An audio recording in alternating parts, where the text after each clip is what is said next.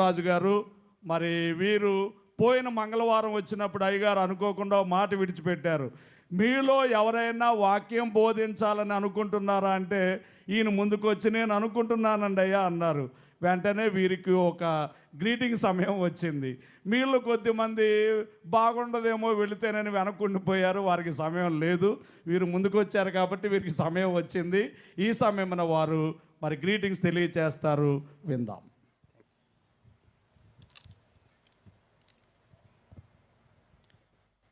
ఈ సమయమునిచ్చినటువంటి త్రియేక దేవునికి నా హృదయపూర్వకమైనటువంటి వందనములు.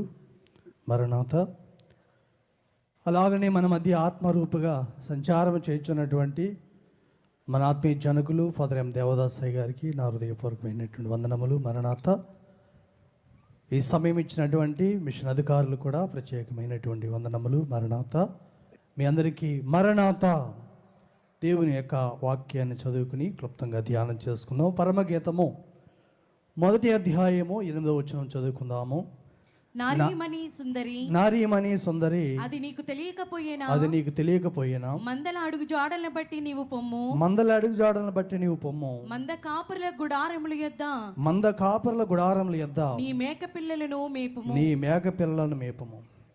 ప్రియమైనటువంటి దేవుని విశ్వాసులారా, దేవుని బిడ్డలారా, ఈ ఘనమైనటువంటి 87వ మహోత్సవంలో పాల్గొన్న మనందరికీ కూడా మన ప్రాణప్రియుడైనటువంటి యేసుక్రీస్తు వారి యొక్క కృపా సమాధానములు మెండుగా కలుగునుగాక. ఆమేన్. పరమగీతములో మరి ప్రాణప్రియుడైనటువంటి క్రీస్తు ప్రభువారు మనకు కనబడుచున్నారు. అలాగే మరి సుందరి అయినటువంటి లేక వధువు సంఘమైనటువంటి ప్రియురాలు కూడా మనకు కనబడుచున్నది. 7వ వచనంలో మరి సంఘము ప్రభువును ప్రశ్నించినటువంటి ప్రశ్నకు జవాబుగా ప్రాణప్రియుడైనటువంటి యేసుక్రీస్తు ప్రభువారు చెప్తున్న సమాధానమే 8వ వచనంలో మనం చూస్తూ ఉన్నాము. నారీమణి సుందరి అని ప్రభు మరి సంఘమును పిలుస్తూ ఉన్నారు. నారీమణి అనగా మరి చాలా విలువైనటువంటి అది పేరు, అది విలువైనటువంటి సంబోధనగా మనకు కనబడుచున్నది. ఎందుకంటే సృష్టికర్త అయినటువంటి దేవుడు మరి ఆదామును కలుగు చేసినప్పుడు మరి ఆయనకు సాటి అయినటువంటి సహాయం కావాలని భూజంతువుల్లో కానీ పక్షుల్లో కానీ జలచరంలో కానీ ఎక్కడ చూసినా లేదని చెప్పి ఆలోచన చేసి మరి ఆదాము గారికి గాఢ నిద్ర కలుగ చేసి ఆయన ప్రకటెముకను తీసి స్త్రీనిగా నిర్మించి ఆదాము గారి దగ్గర తీసుకుని వచ్చినప్పుడు ఆదాము గారు ఆమెను చూసి ఈమె నా మాంసములో మాంసము, నా ఎముకలో ఎముక, ఇది నరునిలో నుండి తీయబడినది కనుక నారి అని పేరు పెట్టినట్లుగా మనం పరిశుద్ధ గ్రంథంలో చూడవచ్చు. కనుక మరి ఆదాములో నుండి వచ్చినటువంటి ఆ స్త్రీ నారి అయితే దేవాది దేవుడు ఈ భూలోక ప్రజలమైన మనందరి కొరకు 2025 సంవత్సరాల క్రితంగా తన ప్రియ కుమారుడైనటువంటి యేసుక్రీస్తు వారిని లోకమునకు పంపించి ఆయనకు సిలువలో మరి విలువైనటువంటి సిలువ శ్రమల ద్వారా ఆయనకు సిలువలో గాఢనిద్ర కలుగ చేసి ఆయన ప్రక్కలో నుంచి తీసినటువంటి ఆయన రక్తము చేత అమూల్యమైనటువంటి విలువైనటువంటి ఆయన రక్తము చేత మరి కట్టబడినటువంటి సంఘమే నారీమణి. అందుకని అపోస్తలుడైన పేతురు గారు కూడా చెప్తున్నారు, 1 పేతురు పత్రిక 1:19 అమూల్యమైన రక్తము చేత అనగా నిర్దోషమును నిష్కలంకమునకు గొర్రె పిల్ల వంటి క్రీస్తు రక్తం చేత విమోచింపబడుతారని మీరు ఎరుగుదురు కదా. కాబట్టి క్రైస్తవ సంఘము క్రీస్తు ప్రభు వారి యొక్క అమూల్యమైనటువంటి రక్తము చేత నిర్దోషమైనటువంటి నిష్కలంకమైన గొర్రె పిల్ల అయినటువంటి క్రీస్తు రక్తం చేత కట్టబడినటువంటి సంఘము. కాబట్టి ఆ సంఘమునే దేవుడు నారీమణి అని పిలుస్తూ ఉన్నారు. అయితే మరి నారీమణి అని ఎందుకు ఈ సంఘాన్ని దేవుడు పిలుస్తున్నారని మనం ఆలోచన చేసినట్లయితే భూలోకంలో అనేకమైనటువంటి సంఘాలు ఉన్నాయి. అయితే కొన్ని సంఘాలు మనము ఆలోచన చేసినట్లయితే పైకి భక్తి గలవారు వలె ఉండి లోపల శక్తి లేని సంఘాలు ఉన్నాయి.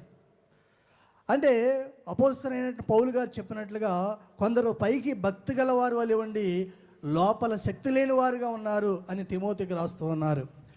కనుక నామకార్థ సంఘాలు ఎన్నో ఉన్నాయి. అలాగే క్రీస్తును ఎరిగి లోకమునకు ఆయన కొరకు సాక్షులుగా ఉండలేని వారు కూడా ఉన్నారు. ఇతర మతాలలో, ఇతర స్థలాల్లో దేవుని ఎరిగి దేవుని కొరకు బహిరంగంగా సాక్ష్యం ఇవ్వలేనటువంటి వారు కూడా లోకంలో ఉన్నారు. అలాగనే మనం చూస్తే మరి బహిరంగ సంఘము ఉన్నారు, యూదులలో భక్తి గల వారు ఉన్నారు. వారు ఎందరో ప్రభువు కొరకు కనిపెట్టిన వారు ఒక సంఘముగా ఉన్నారు. అంతరంగ సంఘము కూడా ఉంది భూలోకములో. అనగా వారు క్రైస్తవులే కానీ బయటకు కనపడరు, లోపలే భక్తిని కలిగి ఉండేవారు, అంతరంగ సంఘము. అయితే ఈ సంఘములన్నిటికంటే కూడా విలువైన సంఘం ఏమిటంటే పెండ్లి కుమార్తె సంఘము. దేవునికే మహిమ కలుగును గాక, క్రీస్తుకే మహిమ కలుగును గాక. పెండ్లి కుమార్తె సంఘమునే దేవుడు నారీమణి అని పిలుస్తున్నారు.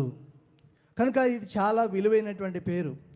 రెండవదిగా మనం చూసినట్లయితే యేసుక్రీస్తు ప్రభువారు ఈ సంఘమును సుందరి అని పిలుస్తూ ఉన్నారు.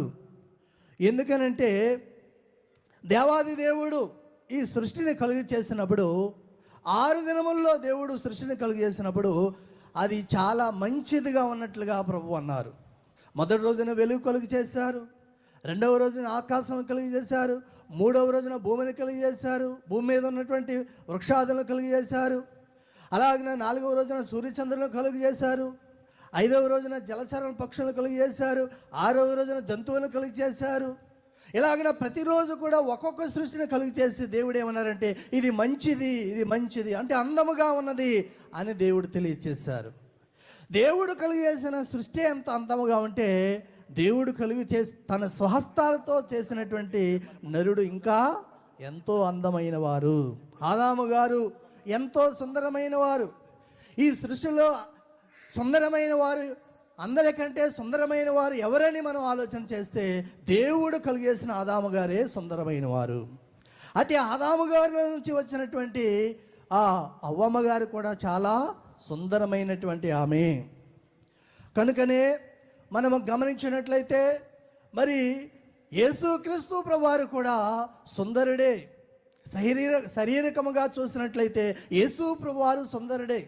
ఎలాగంటే ప్రపంచ జనాంగములో యూదులు చాలా సుందరమైన వారట. ఆ యూదుల్లో నుండి మరియమ్మ గారు వచ్చారు, ఆమె సుందరమైనది. ఆ మరియమ్మ గారి నుంచి యేసు ప్రభువారు వచ్చారు, ఆయన కూడా ఎంతో సుందరుడు. అటువంటి యేసుక్రీస్తు ప్రభువారిలో నుండి ఈ సంఘము వచ్చింది కాబట్టి, లేకపోతే ఈ వధువు సంఘము వచ్చింది కాబట్టి ఈ సంఘము కూడా ఎంతో సుందరమైనది. ప్రియమైనటువంటి దేవుని విశ్వాసులారా, మనం గమనించినట్లయితే మరి ఈ యొక్క సుందరి అయినటువంటి ఈ సంఘమును గురించి చూస్తూ ప్రభు అంటున్న మాట ఏంటంటే సుందరి అని పిలుస్తూ ఉన్నారు. రేపటి దినమున ఈ సంఘమును దేవుడు 1000 పరిపాలనలో